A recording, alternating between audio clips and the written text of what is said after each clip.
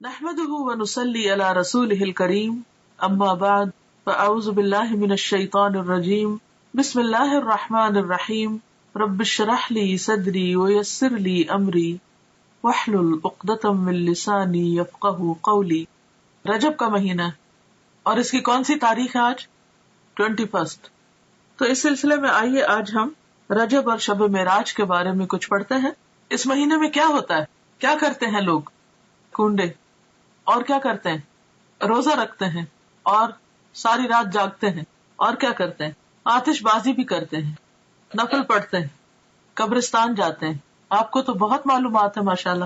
پوریاں بناتے ہیں، حلوہ پوری، حلوہ کھاتے بھی ہیں، سیر کو بھی جاتے ہیں، کھاتے پیتے بھی ہیں، عبادت بھی کرتے ہیں اور قربانی بھی کرتے ہیں اور مردوں کی عید بھی کہتے ہیں. حضرت امام جعفر کا ختم کرتے ہیں. اور کیا کرتے ہیں؟ بس اتنا کچھ. پورا منتھ روزہ رکھتے ہیں. تو آپ کے ان جوابات سے یہ معلوم ہوتا ہے کہ آپ ماشاءاللہ بہت کچھ جانتے ہیں رجب کے بارے میں پہلے سے ہی. تو کافی ہے اتنا جاننا یا مزید بھی کچھ جاننا چاہیے؟ کیا معلوم اس سے علاوہ بھی کچھ کرنے کا کام ہو. تو بات یہ ہے کہ ضروری نہیں کہ جو کچھ لوگ کرتے ہوں وہ سب ٹھیک ہی ہو اور اس کے پیچھے کوئی دلیل ہی ہو اور وہ دین کا حصہ ہو. بہت سے لوگ بہت کچھ اس لیے کرتے ہیں کہ لوگ کر رہے ہیں، ان کے دائیں بائیں یہ سب کچھ ہو رہا ہے. وہ براہ راست کوئی علم حاصل نہیں کرتے، وہ کسی چیز کو جانتے نہیں، بس سنی سنائی پہ یقین کرتے ہیں. یا پھر کیا کہتے ہیں کہ ہمارے آباء و اجداد یہ سب کیا کرتے تھے اور کیا ہمارے والدین غلط ہو سکتے ہیں. تو بات یہ ہے کہ ضروری نہیں کہ جو کام والدین کرتے ہوں یا جو چیز ہمارے آس پاس ہو رہی ہو یا جسے لوگ بہت اہمیت دے رہے ہوں وہ واقعی بہت اہم ہو. ہمیں دیکھنا یہ ہوگا کہ کوئی بھی کام جو ہم کرتے ہیں اور خاص طور پر جسے عبادت سمجھ کر کرتے ہیں اور جسے خاص اہمیت دیتے ہیں اس کی حقیقت کیا ہے. اس وقت میں رجب اور شب معراج کا پمفلٹ جو اسلام آباد الہدا نے چھاپا ہے اس کو فالو کروں گی اور آپ لوگ بھی اپنے سامنے ٹیکسٹ کھول سکتے ہیں تاکہ ساتھ ساتھ آپ دیکھتے بھی جائیں جو میں بول رہی ہوں. اور ہو سکتا ہے کہ آپ کو بھی کسی کو پڑھ کر سنانا پڑے تو آپ کو پھر پروننسیشن ٹھیک ہونا چاہیے. جو الفاظ میں کوٹ کر رہی ہوں اس میں عربک کے خاص طور پر ان کو صحیح طور پر ادا کرنا آنا چاہیے. اور پھر سب سے بڑی بات یہ کہ جب دلیل انسان صرف کانوں سے سنتا نہیں آنکھوں سے دیکھتا بھی ہے تو یقین کا درجہ بڑھ جاتا ہے، عین الیقین ہو جاتا ہے. رجب اور شب معراج. رجب اسلامی کیلنڈر کے حرمت والے مہینوں میں سے ایک ہے جسے رجب المرجب بھی کہتے ہیں.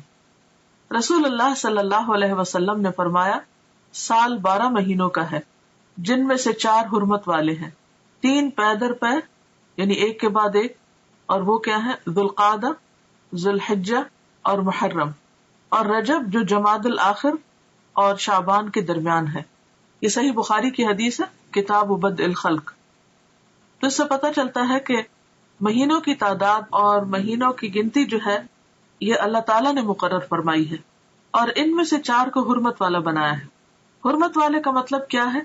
احترام والا، قابل احترام، کہ جب یہ مہینے شروع ہو تو کسی قسم کی لڑائی جھگڑا فساد نہ کیا جائے، قتل و غارت نہ کی جائے، ہر طرف امن امان ہو.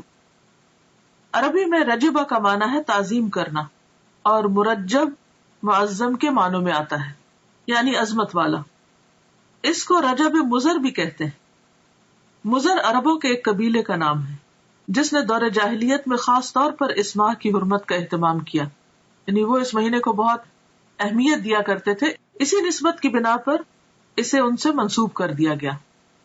اسلام سے قبل دور جاہلیت میں قتل و غارت عربوں کا مشغلہ تھا، لیکن جو ہی حرمت والے مہینے آتے تو ہتھیار اتار دیتے، یعنی لڑنا جھگڑنا بند کر دیتے.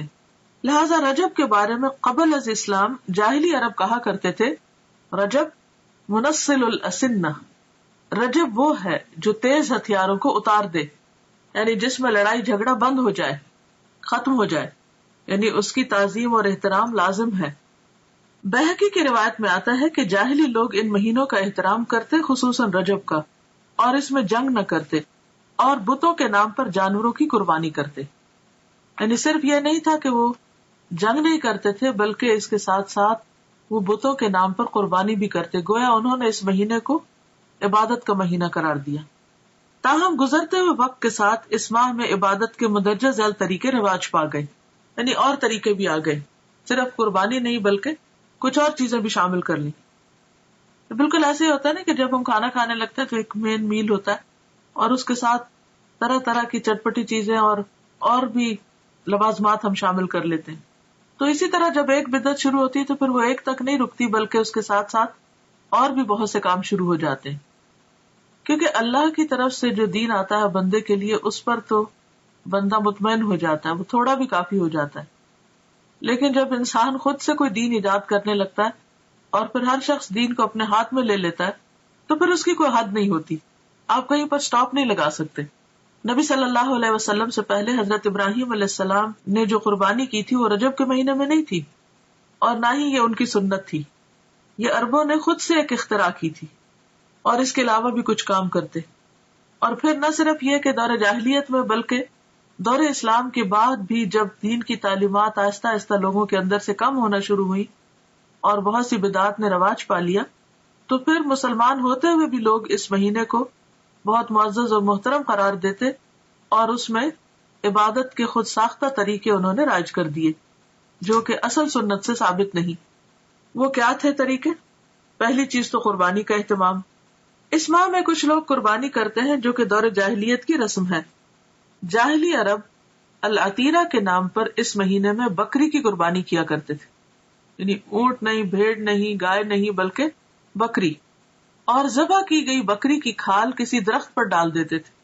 اسے رجبیتن، رجب والی قربانی کہا جاتا، یعنی جس بکری کی کھال درخت پہ لٹکی ہوتی تو اس سے لوگوں کو کیا پتا چلتا کہ یہ رجب والی قربانی ہے، یعنی مزید اہتمام کر لیا۔ ایک تھے کہ قربانی کی، پھر یہ کہ قربانی بکری کی، پھر یہ کہ اس کی کھال درخت پر۔ اب ان باتوں کا دین سے کیا تعلق ہے؟ یہ تو انسانوں کو مشکل میں ڈالنے والی بات ہے۔ بخاری اور مسلم کی روایت میں ابو ہریرہ رضی اللہ عنہ رسول اللہ صلی اللہ علیہ وسلم سے روایت کرتے ہیں، لا فرع ولا عتیرہ، فرع اور عتیرہ کچھ نہیں۔ اونٹنی کا پہلا بچہ جو بتوں کے نام پر ذبح کیا جاتا فرع کہلاتا، یعنی عربوں میں صرف عتیرہ نہیں تھی، فرع بھی تھا، اور اس کے علاوہ بھی بحیرہ اور صائبہ اور حام اور وسیلہ جن کا تذکرہ آپ قرآن مجید میں پڑھتے ہیں۔ یہ مختلف طریقے تھے ان کے ہاں بتوں کے نام پر قربان کرنے کے، اور ان سب جاہلی عربوں کے خود ساختہ طریقے تھے، یہ ان کی اپنی اختراعات اور بدعات تھی جو انہوں نے دین کے نام پر، ثواب کے نام پر اور مختلف فائدوں کے خاطر ایجاد کر لیے تھے۔ یہ ابراہیم علیہ السلام کی سنت نہ تھے۔ خصوصی نماز کا اہتمام۔ بعض لوگ اس ماہ میں خصوصی نماز صلاۃ الرغائب پڑھتے ہیں۔ رجب کے پہلے جمعہ کی رات کو 12 رکعات 6 سلام سے پڑھی جاتی، جس میں سورت اخلاص کے بعد ہر رکعت میں 3 مرتبہ سورت القدر پڑھی جاتی ہے۔ یہ بدعت 4 صدی میں شروع ہوئی جس کی کوئی اصلیت نہیں۔ امام ابن تیمیہ لکھتے ہیں کہ تمام علماء نے اجماع کے ساتھ اس نماز کو موضوع یعنی من گھڑت قرار دیا ہے، یعنی اس کی کوئی اصل نہیں ہے دین میں، دین تو مکمل ہو چکا ہے۔ نبی صلی اللہ علیہ وسلم ہر روز تہجد کی نماز پڑھا کرتے تھے، اور اس میں کبھی بھی یہ نہیں ملتا کہ آپ نے کوئی مخصوص سورت ہی پڑھی ہو اور پھر اس میں یہ کہ ہر رکعت میں وہ سورت 3 بار پڑھی ہو، جیسے یہاں پر انہوں نے سورت اخلاص اور اس کے بعد ہر رکعت میں 3 مرتبہ سورت القدر پڑھنے کا لکھا ہے، اور کئی لوگ بڑی پابندی کے ساتھ اس کو پڑھتے بھی ہیں، اور پھر اس کے ساتھ بہت سی من گھڑت قسم کی فضیلتیں اور فائدے بھی منسوب کر دیے گئے ہیں۔ تو اسلام میں اس کی کوئی حقیقت نہیں، نہ قرآن میں اس نماز کا ذکر ہے، نہ نبی صلی اللہ علیہ وسلم نے اس نماز کی تاکید کی ہے یا تلقین، اور نہ ہی اس کا وجود ہے کسی بھی حدیث یا فقہ کی کتاب میں۔ یہ سراسر لوگوں نے خود گھڑ لی۔ عبادت کا صرف وہی طریقہ پسندیدہ ہے، عبادت وہی قابل قبول ہے جو اللہ اور اس کے رسول کی اتھارٹی کے ساتھ ہو، ان کے حکم کے مطابق ہو۔ خود سے عبادت کے طریقے ایجاد کرنا اللہ کی اتھارٹی میں یا اللہ کے حکم میں دخل دینا، اور یہ انتہائی غلط چیز ہے کہ جس کام کے لیے ہم انٹائٹلڈ ہی نہیں، جو ہمارا کام ہی نہیں، اس میں انٹرفیئرنس کیسی؟ عبادت کے طریقے بتانا صرف معبود کا کام ہے، عابد کا کام نہیں. عابد بندہ غلام تو صرف پیروی کرے گا، اطاعت اور فرما برداری کرے گا، وہ خود سے وہ قانون نہیں بنائے گا. تو اس چیز کی کسی کو بھی اجازت نہیں. تو ہم سب کو اس کے بارے میں بے حد محتاط رہنا چاہیے. اور دین کے نام پر، عبادت کے نام پر، ثواب کی خاطر کیا جانے والا کوئی بھی کام جب بھی ہم شروع کریں تو ضرور یہ سوچیں کہ کیا اس کی کوئی دلیل قرآن میں ہے، کیا یہ سنت رسول صلی اللہ علیہ وسلم سے ثابت ہے، کیا یہ اجر جو بتایا جا رہا ہے واقعی حقیقی معنوں میں اس کا کچھ وجود ہے یا صرف ایک جھوٹ گڑھ لیا گیا ہے. اس طرح کی چیزیں دین میں شامل کرنا اور پھر ان کی پابندی کرنا اور ایک خاص رات میں یا خاص دن میں یا خاص طریقے پر، یہ سب چیزیں دین میں دخل اندازی ہے اور یہ ناپسندیدہ ہے.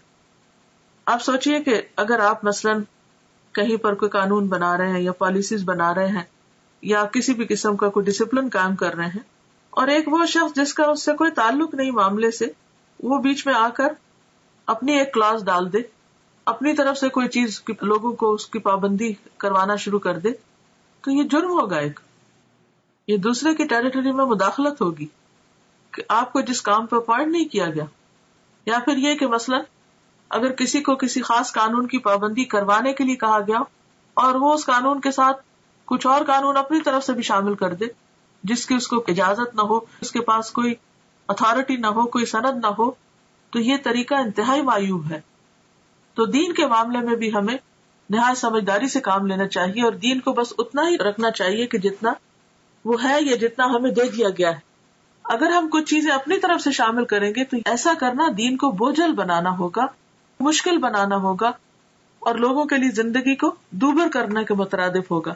اور یہ انتہائی ناپسندیدہ بات ہے، کیونکہ ہمارے لیے اتنا ہی دین کافی ہے جتنا ہمیں اللہ اور اس کے رسول صلی اللہ علیہ وسلم نے دے دیا. اس کی پابندی بھی ہم پہ بڑی بھاری ہوتی ہے، کہاں یہ کہ ہم ایکسٹرا چیزیں شروع کر دیں. پھر عمرہ کا اہتمام، لوگ اس ماہ میں خصوصی طور پر عمرہ کا اہتمام بھی کرتے ہیں، جبکہ قرآن اور حدیث سے اس بات کا کوئی ثبوت نہیں ملتا کہ آپ صلی اللہ علیہ وسلم نے اس ماہ میں عمرہ ادا کیا ہو. بلکہ حضرت عائشہ رضی اللہ تعالی عنہا نے ایک موقع پر اس کی تردید بھی کی ہے. عروہ بن زبیر سے روایت ہے کہ میں نے عائشہ رضی اللہ تعالی عنہا سے اس کے بارے میں پوچھا تو فرمایا، ما اعتمر رسول اللہ صلی اللہ علیہ وسلم فی رجب قط. صحیح بخاری. رسول اللہ صلی اللہ علیہ وسلم نے رجب میں کبھی بھی عمرہ ادا نہ فرمایا. تو اس لیے اگر کوئی ویسے اپنے عمرہ ٹرپ پہ جا رہا ہے تو ضرور جائے، نیکی کا کام ہے، لیکن خاص طور پر رجب کے مہینے کو مخصوص کرنا اور پھر سال بھر انتظار کرنا کہ رجب آئے گا تو ہم پھر عمرہ کرنے جائیں گے، یہ غلط بات ہوگی. یا یہ سوچ کر کہ یہ نبی صلی اللہ علیہ وسلم کی سنت کی پیروی ہے تو یہ بھی غلط ہوگا. یعنی رجب میں عمرہ کرنا منع نہیں، لیکن یہ سوچ کے کرنا کہ اس میں اجر زیادہ ہے یا یہ نبی صلی اللہ علیہ وسلم کا طریقہ ہے تو یہ بات غلط ہوگی، ناپسندیدہ ہوگی. تو اس سے بچنا چاہیے. پھر وہ عمرہ نہیں رہے گا، بدعت کا ایک کام ہو جائے گا جس پر انسان کی پوچھ ہو سکتی ہے. کیونکہ حدیث میں صاف طور پر آتا ہے نا کہ کل محدثۃ بدعہ، ہر نئی ایجاد کی ہوئی چیز بدعت ہوتی ہے. وکل بدعۃ ضلالہ، اور ہر بدعت گمراہی ہے. وکل ضلالۃ فی النار، اور ہر گمراہی آگ کی طرف لے جاتی ہے. یعنی جس چیز کو اللہ نے ہمارے لیے مقرر نہیں کیا اور جس پر کوئی ثواب نہیں بتایا، اس پر کسی انسان کو یہ حق نہیں کہ وہ لوگوں کو ثواب بتا کر اس پر پابند کرے. پھر روزوں کا اہتمام، بعض لوگ اس ماہ میں خصوصی روزوں کا اہتمام کرتے ہیں. صحیح روایات سے پتہ چلتا ہے کہ آپ نے کبھی مسلسل 3 ماہ رجب، شعبان اور رمضان روزے نہ رکھے اور نہ اس کی تاکید کی. شعبان اور رمضان کا تو ملتا لیکن رجب کو آپ نے ساتھ نہیں ملایا. بعض لوگ 27 رجب کا روزہ رکھتے ہیں اور اس روزے کو عام دنوں کے روزوں سے افضل سمجھتے ہیں. یعنی خاص طور پر 27 تاریخ کے روزے کا اہتمام، یہ بھی درست نہیں. متعدد احادیث سے نبی کریم صلی اللہ علیہ وسلم کا مخصوص دنوں یا تاریخوں میں نفلی روزوں کا اہتمام کرنا ثابت ہے. یعنی ایسا نہیں کہ کوئی دن اور مقرر نہیں، اور دن ہے مقرر، لیکن وہ آپ صلی اللہ علیہ وسلم نے خود کیے ہیں. آپ کے بعد کسی اور کو اجازت نہیں کہ وہ لوگوں کے لیے دن مخصوص کر دے کہ اس دن لازمی روزہ رکھنا ہوگا اور اس کا ثواب زیادہ ہوگا۔ متعدد احادیث سے نبی کریم صلی اللہ علیہ وسلم کا مخصوص دنوں یا تاریخوں میں نفلی روزوں کا اہتمام کرنا ثابت ہے، جیسا کہ ایام 20 میں ہر قمری مہینے کی 13، 14، 15 تاریخ، 20 ان کو اس لیے کہتے ہیں کہ یہ چاند کی وہ راتیں ہوتی ہیں جس میں ہر طرف چاندنی پھیلی بھی ہوتی ہے اور ہر چیز سفید نظر آتی ہے ایک طرح سے، تو 20 جو ہے ابیض سے، یا ہر سوموار اور جمعرات کو، یہ بھی مسنون ہے کیونکہ آپ نے اس کا اہتمام کیا۔ ذوالحجہ کے ابتدائی عشرے میں پہلے 10 دن یعنی 9، 10 محرم کو ابتدائی عشرے میں، یعنی اس کا مطلب نہیں کہ 10 تاریخ تک، 10ویں تاریخ کو تو عید ہوتی ہے، یعنی 9 تاریخ تک مراد ہے، 9، 10 محرم کو، یا پھر کثرت سے ماہ شعبان میں، ان تمام کے بارے میں صحیح اور مستند احادیث ملتی ہیں، لیکن 27 رجب کے روزے کے بارے میں کوئی روایت نہیں ہے۔ لہٰذا اگر کوئی خصوصی طور پر اس دن کا روزہ رکھتا ہو تو اس کا روزہ تو ہو سکتا ہے، مگر یہ عمل مسنون نہیں ہوگا بلکہ بدعت شمار ہوگا۔ قرآن کریم میں ارشاد ربانی ہے، یا ایھا الذین آمنوا لا تقدموا بین یدی اللہ ورسولہ، الحجرات آیت 1۔ اے لوگو جو ایمان لائے ہو، اللہ اور اس کے رسول سے آگے نہ بڑھو۔ عمر رضی اللہ عنہ اس ماہ میں نہ صرف یہ کہ روزہ رکھنے سے منع کیا کرتے تھے، بلکہ لوگوں کے ہاتھوں پر ہاتھ مار کر مجبور کرتے کہ وہ روزہ توڑ دیں، کیونکہ ماہ رجب کی تعظیم اور اس میں روزہ رکھنا دور جاہلیت کی رسم تھی۔ یہ مصنف ابن ابی شیبہ کی روایت ہے۔ اور ایسا کیوں کرتے تھے؟ کیونکہ قرآن پاک کا یہ حکم ان کے سامنے تھا کہ لوگوں اللہ رسول سے آگے مت جاؤ، یعنی جو کام انہوں نے نہیں بتایا وہ تم اپنے ہاتھ میں نہ لو اور ان سے بڑے بننے کی کوشش نہ کرو، کیونکہ عموماً حکم چلانے والے ایک طرح سے اپنی بڑائی کا اظہار کر رہے ہوتے ہیں۔ البتہ اگر کوئی شخص بطور عادت ہر ماہ چاند کی 13، 14 اور 15 تاریخ یا پیر اور جمعرات کو رکھتا ہو تو اس ماہ میں بھی رکھ سکتا ہے، یعنی اگر 27 رجب پیر کو آ رہی ہے اور اس کی پہلے سے عادت ہے ہر پیر کو روزہ رکھنے کی، تو ایسا شخص روزہ رکھ سکتا ہے۔ 22 رجب کو لوگ کیا کرتے ہیں؟ کنڈوں کا اہتمام کرتے ہیں۔ 22 رجب کے کنڈوں کا اہتمام بھی بر صغیر میں عام ہے۔ 22 رجب کو کنڈے بھرنا بطور رسم رواج پا چکا ہے، یعنی اس کا رواج عام ہو چکا ہے۔ اس رسم میں کسی منت کے پورا ہونے پر حلوہ پوری اور کھیر وغیرہ پکائی جاتی ہے۔ تاریخ کے مطالعہ سے یہ بات سامنے آتی ہے کہ اس رسم کی ابتدا 1906 یعنی 1906 میں امیر مینائی کے خاندان سے ہوئی، جو ہندوستان کے شہر سے تعلق رکھتا تھا۔ اس رسم کا مقصد امام جعفر کی روح کو ایصال ثواب تھا، حالانکہ اس بات کا تعین نہیں ہو سکا کہ مذکورہ امام کی پیدائش یا وفات ماہ رجب میں ہوئی تھی۔ کوئی بھی نہیں جانتا کہ واقعی امام جعفر اس مہینے میں پیدا ہوئے یا ان کی وفات ہوئی، لیکن اس رسم کو جو کہ تقریباً 100 سال پہلے شروع ہوئی، امام جعفر سے منسوب کر دیا گیا۔ تو اس سے یہ بھی پتہ چلتا ہے کہ اس کا آغاز نبی صلی اللہ علیہ وسلم نے نہیں کیا، یہ چیز اصل دین میں نہیں۔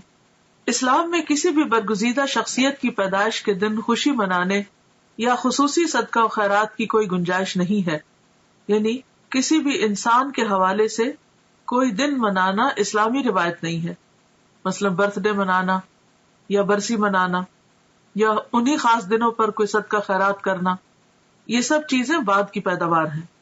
صحابہ کرام ان چیزوں سے بہت آگے تھے، ان کی زندگیوں میں ایسی مصروفیات نہیں تھی، اسی وجہ سے انہوں نے بڑے بڑے کام کیے، دین کی بڑی خدمت کی۔ آج ہم میں سے اکثر لوگ وقت کی کمی کا شکایت کرتے ہیں کہ وقت نہیں ہے، تو اس کی بھی اصل وجہ کیا ہے؟ اس کی بنیادی وجہ ہمارا غیر ضروری، غیر متعلق چیزوں میں اپنا وقت لگانا ہے یا اپنا مال لگانا ہے۔ جہاں صدقہ کی ضرورت ہوتی ہے وہاں ہم صدقہ نہیں کرتے، بھوکے کو کھانا نہیں کھلاتے، یتیم کی پرورش سے جی چراتے ہیں۔ اسی طرح دین کے کام، تبلیغ کے کاموں میں خرچ کرنا تو ہمارے ذہن میں ہی نہیں ہوتا، یا اس کو تو ہم صدقہ خیرات میں شامل ہی نہیں کرتے، یا صدقہ جاریہ کے کام یا پروجیکٹس جو ہیں وہ نظر انداز کیے رکھتے ہیں۔ یعنی اوور آل جو امت کی حالت، اسی وجہ سے ہماری حالت دیکھنے کے قابل ہے۔ لیکن پھر ہمارا مال کہاں جاتا ہے؟ یا تو وہ شادی کی بڑی بڑی تقریبات میں صرف ہو جاتا ہے، یا پھر وہ وفات کے موقع سے متعلق بہت سے جو رسم و رواج ہم لوگوں نے عام کر رکھے ہیں ان میں خرچ ہو جاتا ہے، یا پھر اسی قسم کے نظر اور منت ہے جس کا اسلام میں کوئی بھی تصور نہیں، کوئی اس کی اوریجن نہیں، ان میں خرچ ہو جاتے ہیں.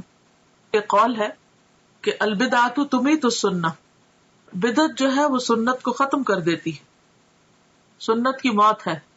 یعنی کوئی بھی سنت رواج نہیں پا سکتی اگر کہیں پر بدعت چھائی ہوئی ہو. تو یہ عام سمجھ میں آنے والی کامن سینس کی بات ہے کہ اگر آپ اپنے وقت کو یا اپنی جگہ کو یا اپنے کسی بھی کام کو غیر ضروری چیزوں سے اسٹف کر دیں گے، بھر دیں گے اور غیر متعلقہ چیزیں اس میں کرنے لگیں گے، تو جو اصل چیز ہے یا اہم کام ہے وہ نہیں ہو سکے گا. مثلاً اگر اپنے اہم وقت میں، پرائم ٹائم میں آپ فضول باتیں کرتے رہیں، ادھر ادھر گھومتے پھرتے رہیں، تو آپ کا نماز کا وقت نکل جائے گا. اسی طرح اگر آپ اپنے صدقہ خیرات کو غیر ضروری چیزوں پر لگا دیں گے تو ضروری چیزوں پہ خرچ کرنے کے لیے آپ کے پاس مال نہیں رہے گا. اسی طرح اگر آپ کی دلچسپیاں صرف انٹرٹینمنٹ میں لگ گئی تو آپ کے پاس وقت نہیں رہے گا کہ آپ کوئی سنجیدہ کام کر سکیں. تو بات یہ ہے کہ اسلام میں کسی بھی برگزیدہ شخصیت کی پیدائش کے دن خوشی منانے یا خصوصی صدقہ خیرات کی کوئی گنجائش نہیں ہے. علاوہ ازیں کنڈوں کا نہ قرآن و سنت میں ذکر ہے، نہ ہی صحابہ کرام، تابعین یا تبع تابعین کے زمانے میں اس کا کوئی ثبوت ملتا ہے. یعنی ان لوگوں کے ہاں اس کا کوئی کانسیپٹ ہے ہی نہیں. تو جو چیز قرآن و سنت سے ثابت نہیں، اس کے کرنے پر کوئی اجر و ثواب بھی نہیں. اور اگر ہم بعد میں کوئی ایسی چیز ایجاد کرتے ہیں اور اجر و ثواب کی نیت سے کرتے ہیں تو وہ بدعت میں شمار ہوگا، اس کے فائدے کی بجائے گناہ ہوگا. لہٰذا ایسی چیزوں سے بچنا ضروری ہے. اصل دین کیا ہے؟ ہمارے ذہن میں واضح ہونا چاہیے کہ اصل دین کیا ہے. اصل دین وہ ہے جو اللہ تعالیٰ نے محمد صلی اللہ علیہ وسلم کے ذریعے ہم تک پہنچایا. یعنی دین اللہ کی اطاعت و فرمانبرداری، اس کے احکامات کے آگے سر تسلیم خم کرنے اور محمد صلی اللہ علیہ وسلم کی سنت پر عمل کرنے کا نام ہے. ارشاد ربانی ہے، الیوم اکملت لکم دینکم واتممت علیکم نعمتی ورضیت لکم الاسلام دینا. المائدہ 3. آج میں نے تمہارے لیے تمہارا دین مکمل کر دیا اور تم پر اپنی نعمت تمام کر دی اور تمہارے لیے دین اسلام کو پسند کر لیا. لہذا کوئی بھی ایسا کام جو آپ صلی اللہ علیہ وسلم نے نہ کیا اور نہ ہی اس کا حکم دیا، اسے دین کا حصہ سمجھتے ہوئے ادا کرنا اور پھر اس پر اجر و ثواب کی توقع رکھنا بدعت ہے. نبی کریم صلی اللہ علیہ وسلم کا ارشاد ہے، کل محدثۃ بدعہ وکل بدعۃ ضلالہ وکل ضلالۃ فی النار. بے شک ہر نئی بات بدعت ہے اور ہر بدعت گمراہی ہے اور ہر گمراہی آگ میں لے جانے والی ہے. بدعتی کے بارے میں رسول اللہ صلی اللہ علیہ وسلم کا ارشاد مبارک ہے کہ اللہ تعالیٰ بدعتی کی توبہ قبول نہیں کرتا جب تک کہ وہ بدعت ترک نہیں کرتا. یہ صحیح حدیث ہے ترغیب و ترہیب کی. یعنی ایسے شخص کی توبہ بھی قبول نہیں ہوتی جو ان چیزوں کو چھوڑتا نہیں جو دین کے نام پر اس نے خود ایجاد کر لی یا نبی صلی اللہ علیہ وسلم کے بعد اگر کسی نے ایجاد کی اور وہ ان کی پیروی اور پابندی کر رہا ہے. آپ صلی اللہ علیہ وسلم نے فرمایا، میں اپنے حوض پر تم سے پہلے موجود ہوں گا اور تم میں سے کچھ لوگ میرے سامنے لائے جائیں گے، پھر انہیں میرے سامنے سے ہٹا دیا جائے گا تو میں کہوں گا کہ اے میرے رب، یہ میرے ساتھی ہیں. لیکن مجھ سے کہا جائے گا کہ آپ نہیں جانتے انہوں نے آپ کے بعد کیا کیا نئی چیزیں ایجاد کر لی تھی. یہ صحیح بخاری کی روایت ہے. تو اس سے آپ اندازہ لگائیں کہ اگر کوئی شخص دین میں نئے طریقے ایجاد کرتا ہے اور ان کی پابندی کرتا ہے اور ان کو فرض کے درجے پر لے آتا ہے تو قیامت کے دن ایسے شخص کو نبی صلی اللہ علیہ وسلم کے حوض سے پانی نصیب نہ ہوگا اور آپ اس شخص سے خفا ہوں گے کیونکہ اس نے دین کو اپنے ہاتھ میں لے لیا. لہٰذا ایسے تمام طریقوں اور کاموں سے بچنے کی ضرورت ہے جو دین کے نام پر آپ کے بعد ایجاد کر لیے گئے ہوں، کیونکہ آپ صلی اللہ علیہ وسلم نے فرمایا، من احدث فی امرنا ھذا ما لیس منہ فہو رد. صحیح بخاری. جس نے ہمارے اس دین میں کوئی ایسی چیز ایجاد کی جو اس میں سے نہ ہو تو وہ مردود ہے، یعنی ریجیکٹڈ ہے، قابل قبول نہیں. اسی طرح یہ ہے کہ بعض لوگ 27 رجب کی شب کو عبادت کا اہتمام کرتے ہیں، تو اس کے بارے میں دین کا حکم کیا ہے؟ دیگر بدعات کے علاوہ 27 رجب کو رات جاگ کر عبادت کرنے اور دن کو روزہ رکھنے کو بھی بہت اہمیت دی جاتی ہے اور اس کی نسبت واقعہ معراج سے کی جاتی ہے. حالانکہ نبی کریم صلی اللہ علیہ وسلم نے اپنی حیات مبارکہ میں واقع معراج کے بعد اس رات کسی خصوصی عبادت کا نہ تو اہتمام کیا اور نہ ہی نبی کریم صلی اللہ علیہ وسلم کا کوئی قول یا عمل 27 رجب کی شب خصوصی عبادت کے بارے میں ہے. یعنی یہ سب کچھ سیلف کریٹڈ ہے.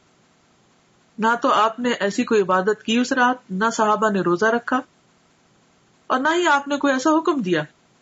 آپ کے جانثار صحابہ کرام یا ازواج مطہرات میں سے بھی کسی نے اس کا اہتمام نہیں کیا.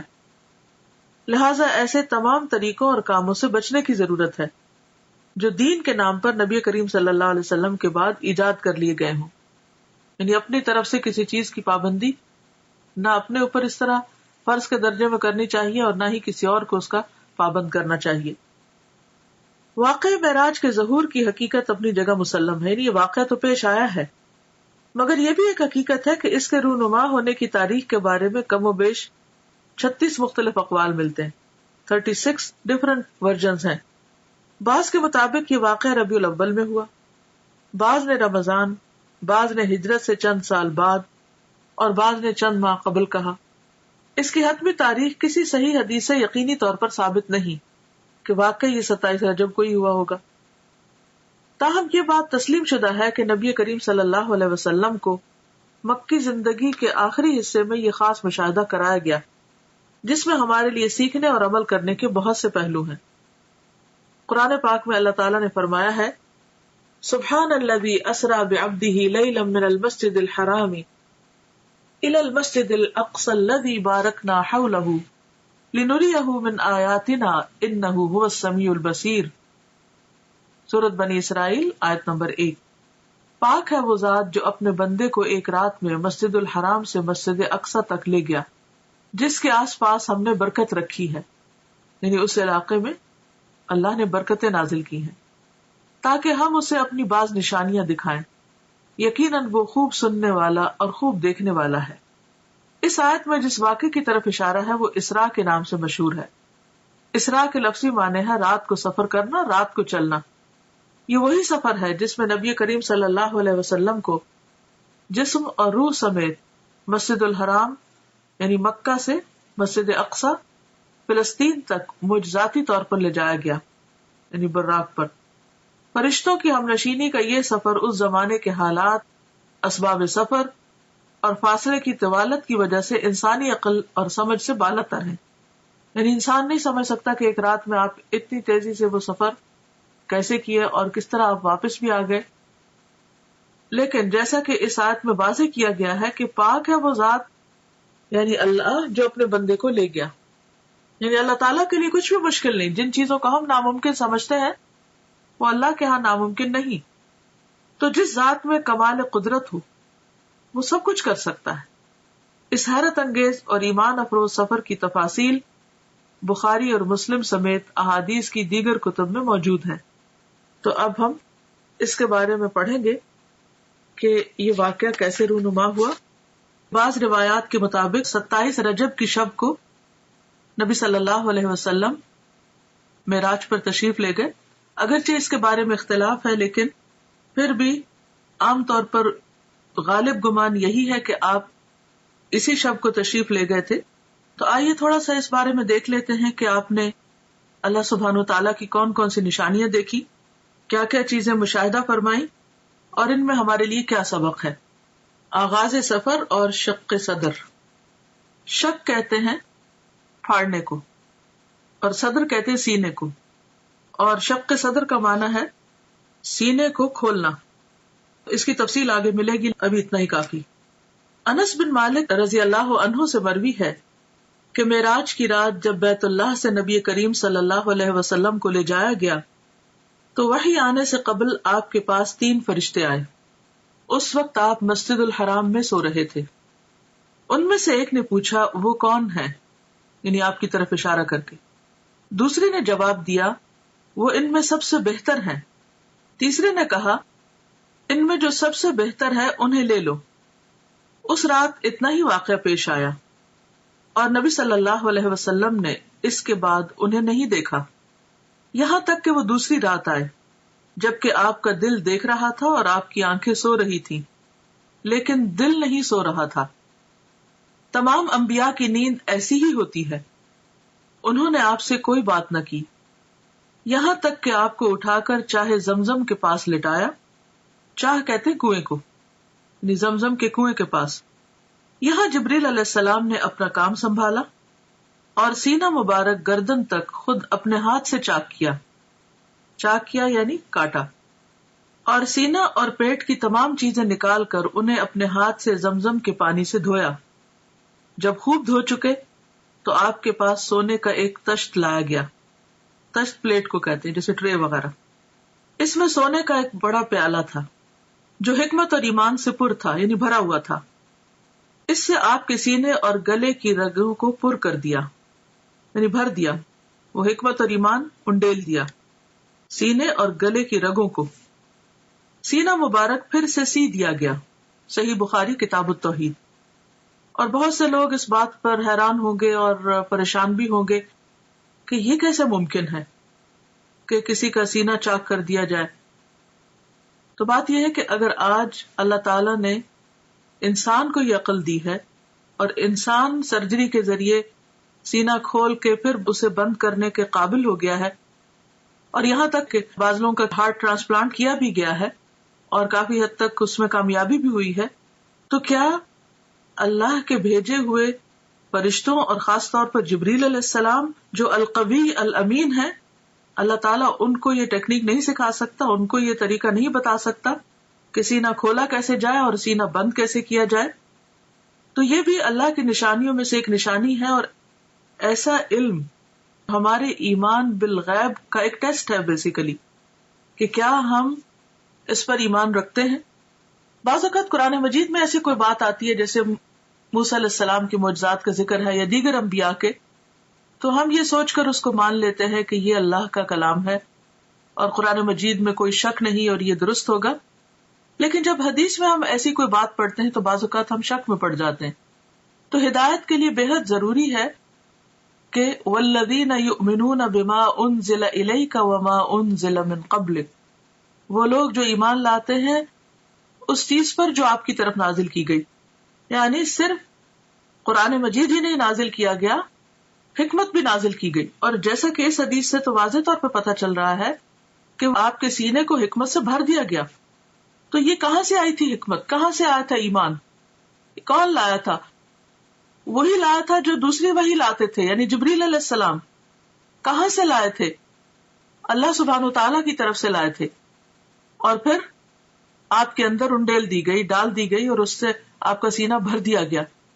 اب آپ سوچ رہے ہوں گے کہ حکمت اور ایمان تو ایبسٹریکٹ چیزیں ہیں، اور گلے کی رگیں جو ہے یا سینہ جو ہے یا دل جو ہے وہ دیکھنے کو مادی چیزیں ہیں، تو یہ کیسے ممکن ہوا؟ تو آپ دیکھیے کہ جیسے روح غیر مادی ہے اور ہمارا جسم مادی ہے. جب روح انسان کے اندر آتی ہے تو وہ تو نظر نہیں آتی، اس کا تو کوئی وزن نہیں ہوتا، تو وہ کیسے آ جاتی؟ وہ کون ڈالتا ہے؟ وہ بھی تو اللہ تعالیٰ فرشتے کو بھیج کر روح ڈالتے ہیں نا. تو جو رب ایک ایبسٹریکٹ چیز کو، نظر نہ آنے والی چیز کو انسان کے جسم کے اندر اور پورے جسم کے اندر ایک فرشتے کو بھیج کر ڈال سکتا ہے، جو رب، کیا وہ رب ایمان اور حکمت کو ایک پیغمبر کے سینے میں نہیں ڈال سکتا؟ خواہ وہ مادی تھے یا نہیں تھے، وہ جس بھی حال میں تھے، ہمیں اس کا علم نہیں دیا گیا.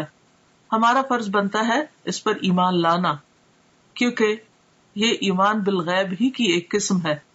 تو یہ سفر کا آغاز تھا، یعنی آپ نے ابتدا میں کچھ نشانیاں دیکھی اور ان کو محسوس کیا، اور خواب میں آپ کو چیزیں دکھائی گئی.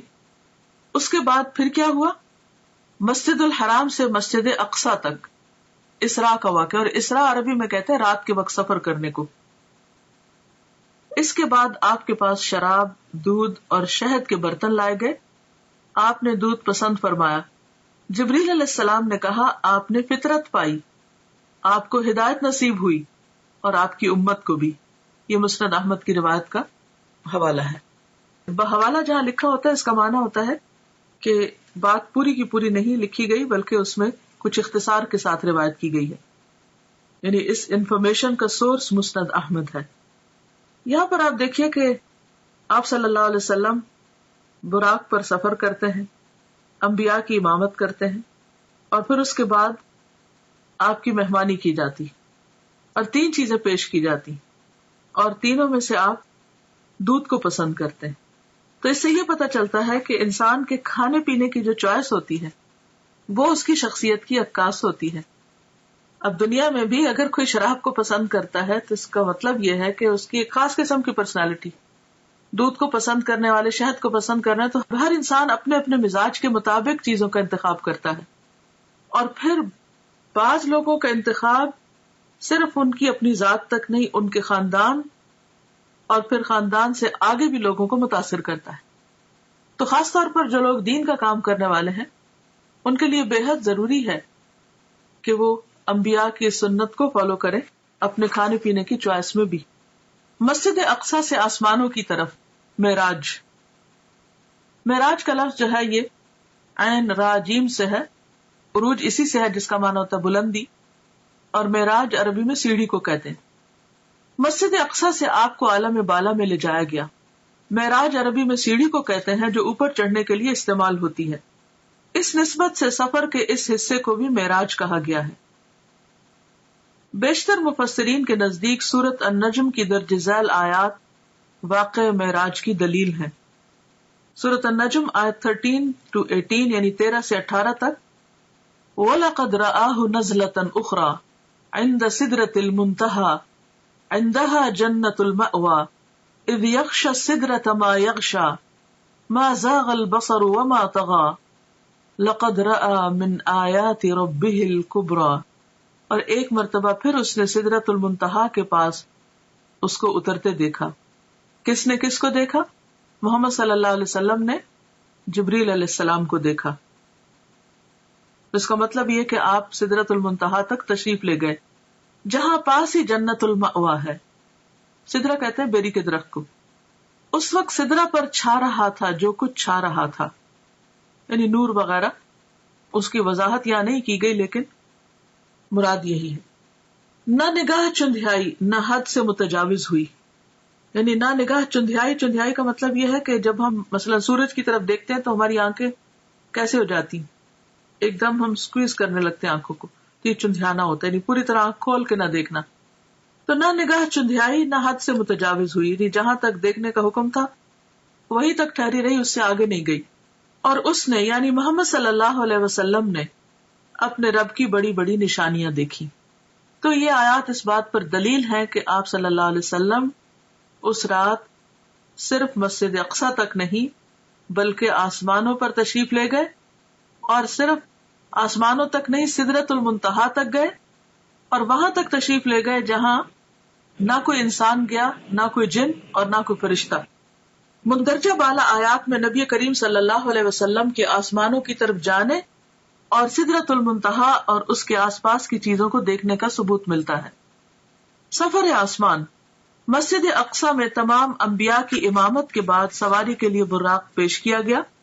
آپ دوبارہ اس پر سوار ہو کر پہلے آسمان تک گئے. جبریل علیہ السلام نے آسمان کا دروازہ کھلوایا. فرشتوں کی طرف سے پوچھا گیا کون ہے؟ جبریل علیہ السلام نے فرمایا میں جبریل ہوں. پوچھا گیا ساتھ کون ہے؟ بتایا گیا محمد صلی اللہ علیہ وسلم ہے. پوچھا گیا ان کو پیغام الہی دے کر بھیجا گیا ہے؟ جبریل علیہ السلام نے کہا ہاں.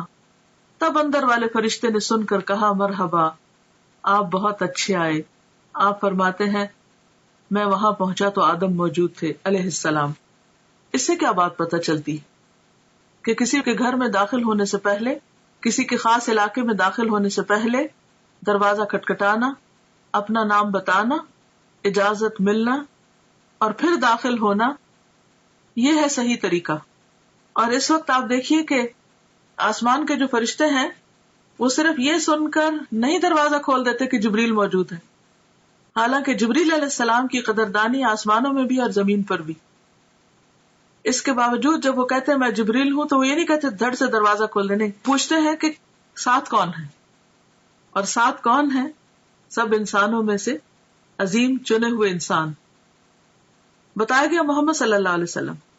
اب اتنا کہنے پر بھی دروازہ نہیں کھلتا. پوچھتے ہیں کہ کیا ان کو پیغام الہی دے کر بھیجا گیا؟ کیا اللہ تعالیٰ نے بلایا ہے؟ جبریل نے کہا ہاں. تب فرشتے نے سن کر کہا مرحبا. اس سے یہ پتہ چلتا ہے کہ فرشتے کس قدر امانت دار ہیں، کس قدر ڈیوٹیفل ہیں. ان کو جو کہا گیا ہے وہی کرتے ہیں. یفعلون ما یؤمرون. اچھا ہمارا حال کیا ہوتا ہے کہ ہم فوراً ایکسائٹمنٹ میں اپنی حدود سے آگے بڑھ جاتے ہیں. اچھا فلاں، بس فلاں کے لیے تو کوئی قید ہی نہیں، کوئی حد ہی نہیں اور کوئی ریسٹرکشن ہی نہیں. دنیا میں آپ دیکھیے کہ جو VIP عام طور پر ہوتے ہیں یا مخصوص قسم کے لوگ ہوتے ہیں، بعض اوقات ان کے لیے کوئی قانون نہیں ہوتا اور سمجھتے کہ وہ ہر قانون سے بالا ہے اور وہ جہاں سے چاہے داخل ہو جائے اور جو چاہے کرے، اور اگر کسی کو روکا جائے تو وہ اس کو انا کا مسئلہ بھی بنا لیتا ہے کہ میری بے عزتی کی گئی ہے. لیکن یہاں پر آپ دیکھیے کہ جبریل علیہ السلام بھی اس قانون کی پابندی کرتے ہیں اور بہت آرام کے ساتھ جواب دیتے ہیں، اور پھر جتنا سوال پوچھا جاتا ہے اتنا ہی جواب دیتے ہیں، اور پھر نبی صلی اللہ علیہ وسلم کا تعارف کراتے ہیں، اور اس کے بعد دروازہ کھلتا ہے. جب دروازہ کھلتا ہے تو آپ صلی اللہ علیہ وسلم آدم علیہ السلام کو دیکھتے ہیں. جبریل نے کہا کہ یہ آپ کے باپ آدم ہیں. اس سے پتہ چلتا ہے کہ گائیڈڈ ٹور تھا اور جبریل علیہ السلام ساتھ ساتھ تعارف کرا رہے تھے. تو ہمارے سیکھنے کی بات یہ بھی ہے کہ ہمارے پاس اگر کوئی گیسٹ آئے یا ہم اس کو کوئی ٹور دلوا رہے ہوں تو اس کی رہنمائی بھی کرنی چاہیے کہ وہ کس سے مل رہا ہے، کہاں جا رہا ہے. کیونکہ ہم ازیوم کر لیتے ہیں کہ خود ہی ٹھیک ہے، یا کثر نفسی سے کام لیتے ہیں کہ اچھا اب یہ کیا بتانا، تو یہ جب پوچھیں گے تو ہم بتا دیں گے، تو نہیں پوچھے تو نہ صحیح. اس میں ضروری حد تک معلومات دی جا رہی ہیں اور ساتھ یہ بھی بتایا جا رہا ہے کہ انہیں سلام کیجیے. حالانکہ نبی صلی اللہ علیہ وسلم سے بڑھ کر سلام کرنے والا کون تھا؟ تو نبی صلی اللہ علیہ وسلم فرماتے کہ میں نے انہیں سلام کیا تو آپ نے جواب دیا، یعنی آدم علیہ السلام نے، مرحبا فرزند صالح، نبی صالح، اور آپ کی نبوت کا اقرار کیا. یہ صحیح بخاری کی روایت ہے کتاب التوحید. حالانکہ عمر میں حضور صلی اللہ علیہ وسلم بعد میں آئے، یعنی آپ کے بچوں میں سے، تو بعض اوقات ہم بچوں سے ایکسپیکٹ کرتے ہیں کہ وہ ہمارا ادب کرے اور وہ ہمیں زیادہ اپریشیٹ کرے، لیکن آدم علیہ السلام خود آگے بڑھ کر مرحبا کہتے ہیں اور بہت محبت بھرے کلمات کہتے ہیں، فرزند صالح، نبی صالح، اور پھر آپ کی نبوت کو بھی مانتے ہیں. اس سے ایک بہت اچھی بات پتہ چلتی ہے کہ اگر بچے کبھی والدین سے زیادہ ترقی کر جائیں، مرتبے اور مقام میں، اسٹیٹس میں آگے بڑھ جائیں، تو اس صورت میں اس اسٹیٹس کو اکنالج کرنا، اولاد کو اپریشیٹ کرنا، ان کو ان کا مقام دینا، یہ بھی پیغمبرانہ اخلاق میں سے ہے. اور اس میں آپ دیکھیں کہ وہ انہیں صالح کہہ کے پکارتے یعنی نیک. یہ کوئی خوشامد نہیں تھی یا کوئی جھوٹی تعریف نہیں تھی. اگر کسی کے اندر کوئی خوبی ہے تو اس خوبی کا ذکر کر دینا اخلاص کے ساتھ، اچھے آسن انداز میں، دوسرے کو اچھے لقب سے پکارنا، یہ بھی ایک بہترین اخلاق ہے. بعض اوقات جب کوئی چھوٹا ہوتا ہے نا عمر میں ہم سے، تو خواہ مرتبے میں بڑا بھی ہو تو ہم صرف نام لے لے کے پکارتے ہیں، یہ ظاہر کرنے کے لیے کہ ہم عمر میں بڑے ہیں یا ہم کسی بھی اعتبار سے بڑے ہیں، اور یہ تو چھوٹا ہے، اگر اس کے اندر کوئی خوبی ہے بھی تو بھی اس کو اکنالج نہیں کرتے. مثلاً بعض اوقات ایسا ہوتا ہے کہ آپ کا کوئی شاگرد بہت ترقی کر جاتا ہے، علم حاصل کر کے بڑے مرتبے پہ پہنچ جاتا ہے، تو اب آپ اس کو یہ نہ سوچیں کہ چونکہ یہ میرا شاگرد ہے اس لیے زندگی بھر یہ میرے سے کم ہی رہے گا. نہیں، وہ آپ سے زیادہ بھی آگے جا سکتا ہے. تو ایسی صورت میں اس کے علم کو، اس کے تقویٰ کو یا کسی بھی چیز کو اکنالج کرنا جو ہے یہ بھی ضروری ہوتا ہے. ایک اور روایت ہے کہ آپ نے آسمان دنیا میں ایک بزرگ شخص کو بیٹھے دیکھا جس کے دائیں اور بائیں صرف کچھ صورتیں نظر آئیں. دائیں طرف دیکھتے تو وہ بزرگ ہنستے اور بائیں طرف دیکھتے تو روتے. میں نے جبریل سے پوچھا یہ کون ہے؟ تو جواب دیا گیا آدم ہے.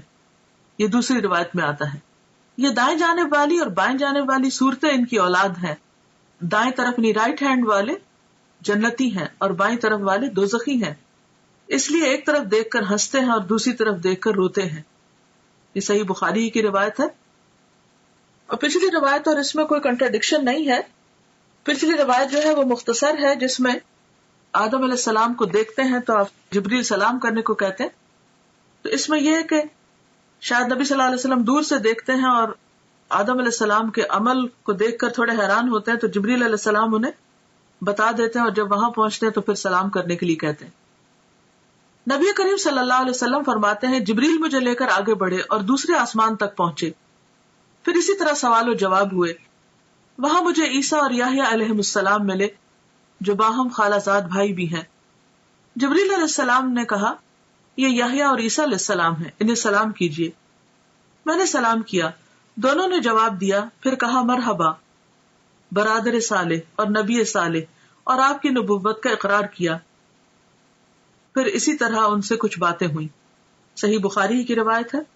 تو اس سے پتہ چلتا ہے کہ جس آسمان پہ بھی آپ جا رہے تھے وہاں سلام دعا ہو رہی تھی. اور یہی ہم مسلمانوں کا بھی شعار اور طریقہ ہونا چاہیے کہ جس سے بھی ملے تو پہلی چیز سلام دعا. اس کے بعد مجھے لے کر تیسرے آسمان کی طرف چڑھے اور دروازہ کھلوایا. پوچھا گیا کون؟ جبریل نے کہا میں ہوں. پوچھا گیا تمہارے ساتھ کون ہے؟ انہوں نے کہا محمد صلی اللہ علیہ وسلم. پوچھا گیا ان کے پاس پیغام الہی دے کر بھیجا گیا ہے؟ جبریل علیہ السلام نے کہا ہاں. فرشتوں نے یہ سن کر کہا مرحبا آپ بہت اچھے آئے. دروازہ کھولا گیا. وہاں پہنچے تو دیکھا کہ وہاں یوسف علیہ السلام موجود ہیں. جبریل علیہ السلام نے کہا یہ یوسف علیہ السلام ہے، سلام کہیے. میں نے سلام کیا، انہوں نے جواب دیا. انہوں نے کہا مرحبا برادر صالح اور نبی صالح، اور آپ کی نبوت کا اقرار کیا. ایک اور روایت میں ہے کہ آپ صلی اللہ علیہ وسلم نے فرمایا میں نے یوسف علیہ السلام کو دیکھا، اللہ نے حسن کا آدھا حصہ ان کو دیا تھا. صحیح مسلم کتاب الایمان. اس کے بعد جبریل علیہ السلام مجھے لے کر آگے بڑھے. چوتھے آسمان پر اسی طرح سوال و جواب ہوئے. ادریس علیہ السلام وہاں موجود تھے، سلام دعا ہوئی. انہوں نے بھی اسی طرح برادر صالح اور نبی صالح کہہ کر مرحبا کہا اور آپ کی نبوت کا اقرار کیا. برادر بھائی کو کہتے ہیں فارسی میں. اس کے بعد جبریل علیہ السلام پانچویں آسمان تک آگے بڑھے. وہاں بھی اسی طرح سلام دعا ہوئی. ہارون علیہ السلام وہاں موجود تھے. انہوں نے بھی نبی صالح برادر صالح کہہ کر مرحبا کہا اور آپ کی نبوت کا اقرار کیا. اس کے بعد آگے چھٹے آسمان تک چڑھے. دروازہ کھلوایا گیا اور اسی طرح سوال و جواب اور مرحبا کہا اور آپ کی نبوت کا اقرار کیا. یہاں پر موسیٰ علیہ السلام تھے. آپ انہیں چھوڑ کر آگے بڑھے تو وہ رونے لگے. پوچھا آپ کے رونے کی کیا وجہ ہے؟ انہوں نے کہا میں اس لیے روتا ہوں کہ یہ نوجوان پیغمبر نبی صلی اللہ علیہ وسلم میرے بعد مبعوث ہوئے. ان کی امت کے لوگ میری امت کے لوگوں سے زیادہ تعداد میں جنت میں جائیں گے. یعنی انہیں اپنی امت کا فکر تھا اور وہ ان کے غم میں ایک طرح سے رو رہے تھے. یہ نہیں کہ انہیں نبی صلی اللہ علیہ وسلم کو زیادہ خیر ملنے پر حسد کا شکار ہو کر رونا دھونا شروع کر دیا. اور اس سے یہ بھی پتہ چلتا ہے کہ جب انسان کسی کے اندر کوئی خوبی اور بھلائی دیکھتا ہے تو اس وقت وہ تمنا کرتا ہے کہ اس کے پاس بھی خوبی اور بھلائی ہو. لیکن یہاں آپ دیکھیں کہ موسیٰ علیہ السلام اپنی ذات نہیں اپنی امت کی فکر کر رہے ہیں. اور یہ امت کی خیرخواہی اور لوگوں کی خیرخواہی جو ہے یہ انبیاء کی سرشت میں ہوتی ہے. اس کے بعد ساتویں آسمان پر پہنچے اور دروازہ کھلوایا. پوچھا گیا کون؟ میں نے کہا جبریل ہوں. پوچھا گیا تمہارے ساتھ کون ہے؟ انہوں نے کہا محمد صلی اللہ علیہ وسلم ہے. پوچھا گیا ان کے پاس پیغام الہی دے کر بھیجا گیا؟ اس سے پتہ چلتا ہے کہ ہر آسمان کے فرشتے نے ایسا ہی کیا. جبریل علیہ السلام نے کہا ہاں. فرشتوں نے یہ سن کر کہا مرحبا آپ بہت اچھے آئے. جب میں وہاں پہنچا تو ابراہیم علیہ السلام کو موجود پایا.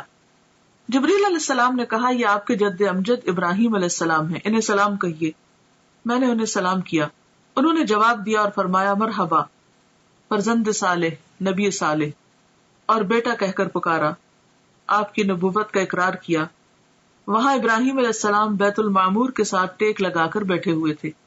یعنی گویا دنیا میں جو ان کا خاص بہترین عمل تھا اس کی جزا کے طور پر اللہ تعالیٰ نے ان کو وہاں بھی گھر عطا کیا. سیدنا ابن عباس سے مروی ہے کہ آپ ایک ایسے مقام پر پہنچے جہاں پر جبریل علیہ السلام نے آپ کا ساتھ چھوڑ دیا. تو اس پر آپ نے فرمایا ایسے مقام پر کوئی دوست اپنے دوست کو نہیں چھوڑتا، آپ میرا ساتھ کیوں چھوڑ رہے ہیں؟ جبریل علیہ السلام نے فرمایا اگر میں اس مقام سے آگے بڑھوں تو نور سے جل جاؤں گا. سنن بہقی کی روایت ہے. اس کے بعد آپ کو سدرۃ المنتہا تک لے جایا گیا. اس کے بیر حجر کے مٹکوں کے برابر اور اس کے پتے ہاتھی کے کان کی طرح تھے. یعنی پتے بہت بڑے بڑے تھے اور بیر بھی بہت بڑے بڑے. اس پر سونے کے پتنگے چھا گئے اور اللہ کے حکم سے جو کچھ چھانا تھا چھا گیا. یہ حجر کے مٹکے جو ہے یہ علاقے کا نام ہے اور وہاں کے برتن شاید مشہور ہیں. یا خاص سائز کے ہیں تو اس لیے ان سے تشبیہ دی گئی. اور اللہ کے حکم سے جو کچھ چھانا تھا چھا گیا. اس سے وہ سدرہ بیری کا درخت تبدیل ہو کر اتنا خوبصورت ہو گیا کہ اللہ کی کوئی مخلوق اس کا حسن بیان کرنے کی تاب نہیں رکھتی. آج بھی آپ دیکھیں کہ بعض لوگ درختوں کے آس پاس یا نیچے لائٹس لگا کر رکھتے ہیں. دن کے وقت تو درختوں کا اپنا ایک حسن ہوتا ہے, سورج کی روشنی میں بہت خوبصورت چمکتے ہوئے نظر آتے ہیں, لیکن رات کے وقت بعض اوقات درختوں کے اوپر لائٹیں لگائی ہوئی ہوتی ہیں یا بعض اوقات ان کے تنے کے بالکل نیچے زمین پر اس اینگل سے لائٹس لگائی جاتی ہیں کہ درختوں کا حسن دوبالا ہو. تو رات کے وقت بھی اگر آپ ان درختوں کو دیکھیں روشنی میں تو ان کا حسن اور طرح کا ہوتا ہے. تو یہاں پر یہ ہے کہ وہ جو بیری کا درخت تھا اس پر بھی خاص قسم کا نور اور روشنی اسے بے حد خوبصورت بنا رہی تھی. اس وقت اللہ تعالیٰ نے اپنے بندے کو وحی فرمائی اور آپ پر اور آپ کی امت پر 50 وقت کی نمازیں فرض کی. واپس آتے ہوئے موسیٰ علیہ السلام سے آپ کی ملاقات ہوئی تو دریافت کیا کہ آپ کو کیا حکم ملا. آپ نے جواب دیا, ایک دن رات میں مجھ پر اور میری امت پر 50 نمازیں فرض کی گئی. موسیٰ علیہ السلام نے کہا, آپ کی امت ایک دن رات میں 50 نمازیں نہ پڑھ سکے گی. میں بنی اسرائیل کا خوب تجربہ کر چکا ہوں. آپ کمی کی درخواست لے کر اپنے رب کے پاس جائیں. موسیٰ علیہ السلام کے فرمانے پر آپ اللہ کے پاس واپس گئے اور کمی کی درخواست کی. اللہ تعالیٰ نے آپ کی درخواست کو قبول فرما کر 10 نمازوں کی تخفیف فرمائی. اس کے بعد آپ موسیٰ علیہ السلام کے پاس آئے تو انہوں نے پوچھا کیا ہوا. آپ نے کہا کہ 10 نمازوں کی کمی کر دی گئی. یہ سن کر موسیٰ علیہ السلام نے فرمایا, اب پھر واپس جائیے اور تخفیف یعنی کمی کی درخواست کیجیے. آپ واپس گئے اور اللہ تعالیٰ سے تخفیف کی درخواست کی. اللہ تعالیٰ نے اس کے بعد 10 نمازوں کی کمی کر دی. یوں آپ کی موسیٰ علیہ السلام اور اللہ تعالیٰ کے درمیان آمد و رفت جاری رہی, یعنی بیک اینڈ فورتھ آتے جاتے رہے, یہاں تک کہ اللہ تعالیٰ نے 5 نمازیں کر دی. اس کے بعد آپ پھر واپس آئے تو موسیٰ علیہ السلام نے کہا, جاؤ اور کمی کراؤ. آپ نے کہا, اب مجھے شرم آتی ہے, جو اللہ تعالیٰ نے فرض کیا ہے اس پر راضی ہوں. آپ نے فرمایا, جب میں وہاں سے واپس آیا تو ایک پکارنے والے نے پکار کر کہا, میں نے اپنا فرض پورا کر دیا اور بندوں کے لیے تخفیف کر دی. یہ 5 نمازیں اجر میں 50 کے برابر ہوں گی. بخاری.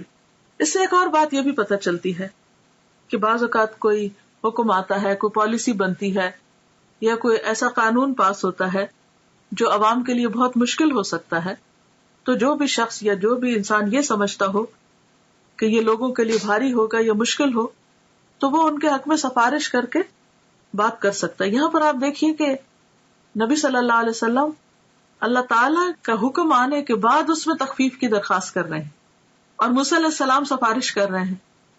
تو اس سے ایک تو ہم موسیٰ علیہ السلام کے بہت مرہون منت ہیں کہ انہوں نے ہمارا بہت خیال کیا, ورنہ ہم جو 5 نہیں پڑھتے تو 50 کہاں پڑھتے, تو کس قدر مشکل ہوتی.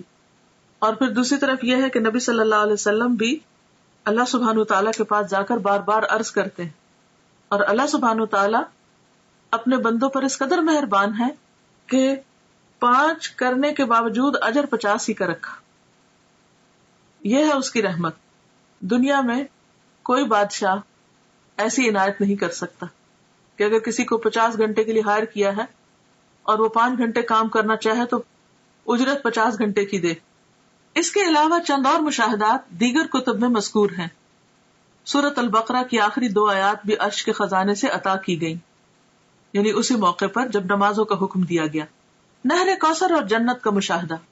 سدرۃ المنتہا پر بہت سے عجائبات کا مشاہدہ کرنے کے بعد رسول اللہ صلی اللہ علیہ وسلم نے فرمایا, پھر مجھے جنت میں لے جایا گیا تو میں نے وہاں دیکھا کہ موتیوں کے قبے ہیں اور اس کی مٹی کستوری ہے. کستوری خوشبو کا نام ہے جو ہرن کی ناف سے نکلتی ہے, بہترین قیمتی قسم کی خوشبو ہے. تو یعنی مٹی سے بھی خوشبو آ رہی تھی. مٹی کی دنیا میں بھی خوشبو ہوتی ہے نا, لیکن وہاں کی خوشبو کستوری جیسی تھی. جنت میں آپ نے نہر کوثر کا مشاہدہ فرمایا. حضرت انس سے روایت ہے کہ نبی کریم صلی اللہ علیہ وسلم نے فرمایا, میں ایک نہر پر آیا, اس کے دونوں کنارے موتیوں اور قبوں کے تھے, یعنی چھوٹے چھوٹے جیسے پرلز کے چھوٹے چھوٹے ڈیونز تھے. میں نے پوچھا, جبریل علیہ السلام یہ کیا ہے؟ جبریل علیہ السلام نے کہا, یہ کوثر ہے. صحیح بخاری. یعنی آپ کو وہ نہر جو عطا کی گئی, انا اعطیناک کل کوثر کہہ کر, وہ بھی آپ کو دکھائی گئی. ابراہیم علیہ السلام کو امت محمد صلی اللہ علیہ وسلم کے نام خصوصی پیغام. ابن مسعود بیان کرتے ہیں کہ رسول اللہ صلی اللہ علیہ وسلم نے فرمایا، معراج کی رات میری ملاقات حضرت ابراہیم علیہ السلام سے ہوئی. انہوں نے کہا، اے محمد صلی اللہ علیہ وسلم، اپنی امت کو میری طرف سے سلام کہیے. تو ہم سب کو کیا کہنا چاہیے؟ وعلیکم السلام. اور ان کو بتائیے کہ جنت کی مٹی بڑی عمدہ ہے، اس کا پانی میٹھا ہے، لیکن وہ چٹیل میدان ہے، یعنی اس میں کچھ اگانے کی ضرورت ہے، اور اس کی کاشتکاری سبحان اللہ والحمد للہ ولا الہ الا اللہ واللہ اکبر ہے. اللہ پاک ہے اور تمام تعریف اللہ ہی کے لیے ہے، اس کے سوا کوئی الہ نہیں، اور اللہ سب سے بڑا ہے.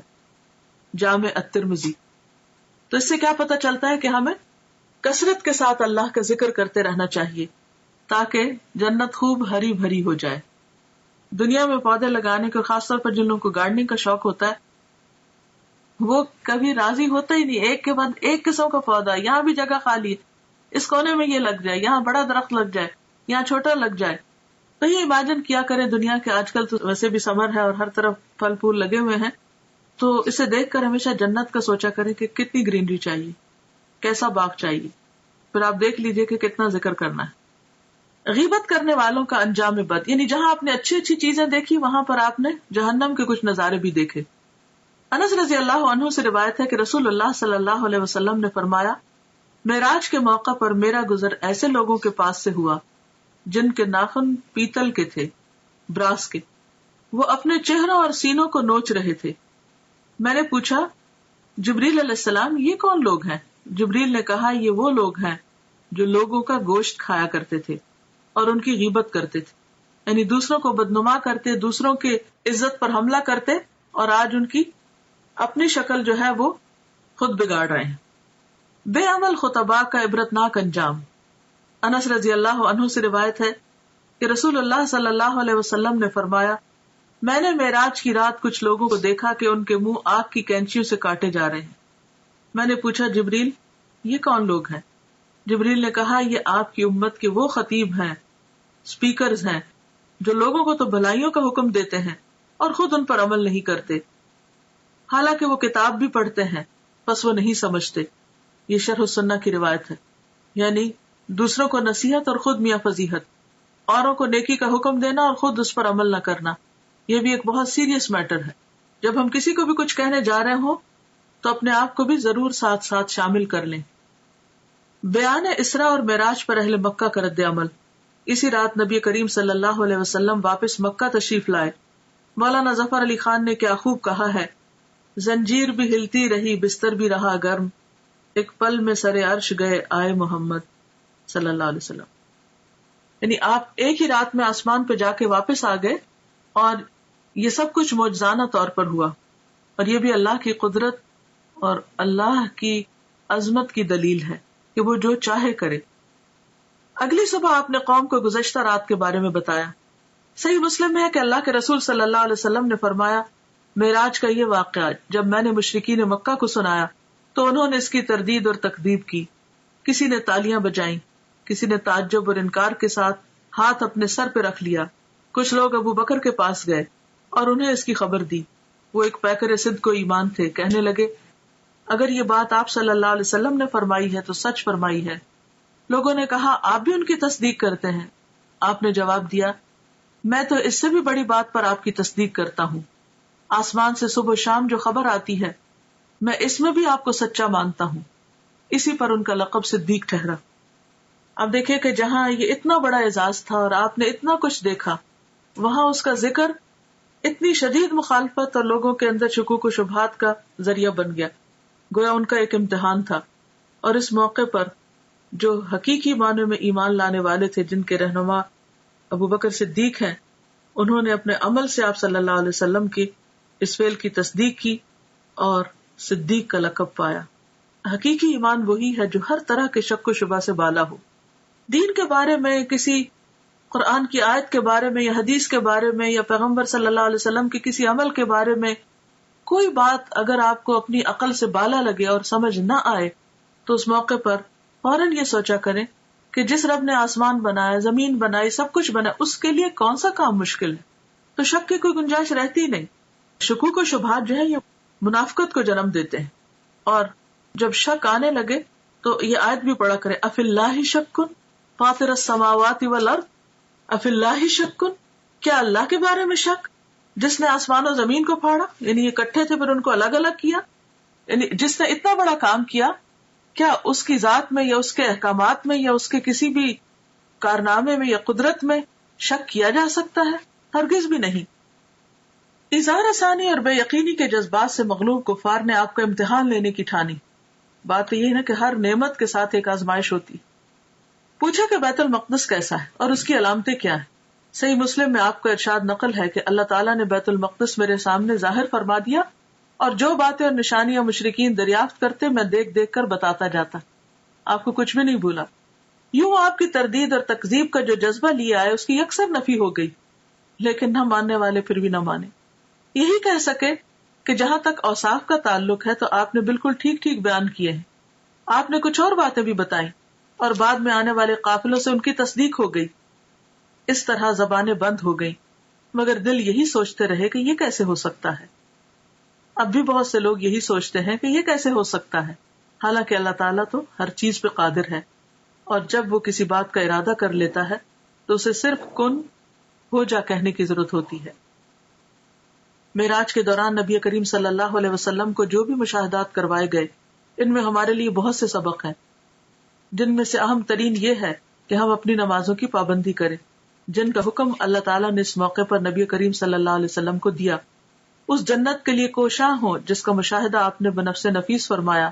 ابراہیم علیہ السلام کے خصوصی پیغام کے مطابق کثرت سے ذکر الہی کریں، دوسروں کی غیبت سے پرہیز کریں، اور جو بات دوسروں کو کہیں اس پر خود بھی عمل کریں۔ اللہ تعالی ہمیں اس کی توفیق عطا فرمائے۔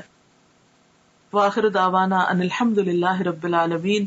سبحانک اللہم وبحمدک، نشہد ان لا الہ الا انت، نستغفرک ونتوب الیک۔ السلام علیکم ورحمۃ اللہ۔